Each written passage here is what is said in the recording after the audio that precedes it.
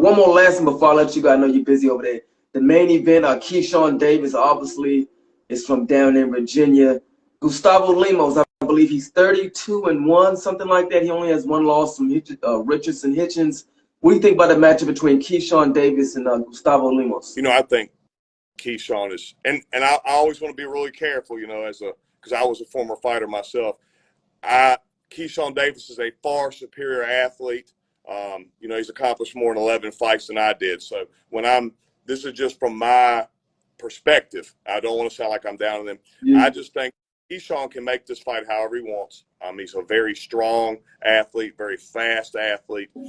I would like to see Keyshawn in his last fight. I felt like he's like a little bit of opposite of Shakur. Like Shakur takes a little bit too little risk. I felt like Keyshawn took just a little bit too much risk in his last fight. He got hit a little more than you'd like to see an elite athlete get hit. So I would like to see Keyshawn, use a little bit more feints, use a little bit more of his rhythm, show a little bit more of his boxing IQ. Look, we know he's strong. We know he's powerful. We know he's got big balls, right? So, I just want to see Keyshawn prove and his brilliance in the fight and show everybody what he can do. But Keyshawn Davis has, 100% of my support. He's one of the greatest fighters in the history of the state of Virginia. How do you see that fight going between Keyshawn and Lemos? You think it goes all 12? You believe he can?